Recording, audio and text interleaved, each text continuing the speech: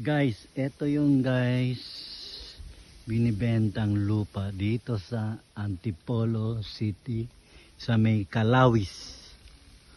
Kalawis, napakaganda ng tanawin, overlooking. Ito po ay area is 30 hectares. Guys, nasa bundok kami. Bundok na bundok, pero maganda ang kalsada, ang daan, napakaganda ang kalsada, pero may portion na rough road siya, pero konti lang. Soon magtatayo po sila dito na windmill. Kung may windmill, ayusin nila yung kalsada. Guys, ito yung planta ng dam po ito.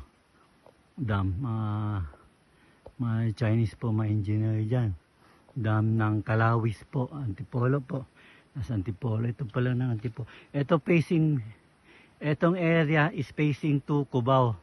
Etong area facing to Cubao. Ito yung sinasabi ko. Facing to Cubao yan. Cubao ha. Ito. Then, etong area is, teka, hindi makita. Facing to Tanay. Facing to Tanay ito guys.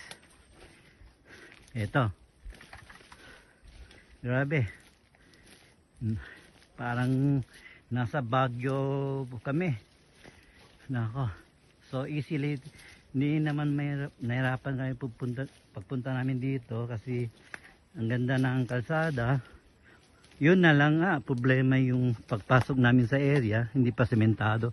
Pero soon mag-isesemento nila dahil yung mga Chinese po bumili din ditong lupa na kailangan isesemento nila kasi ang purpose mga Chinese is farming daw. Sabi nga.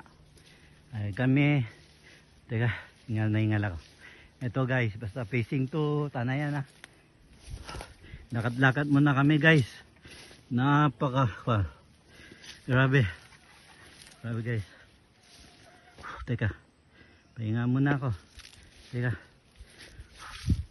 Ito guys. Then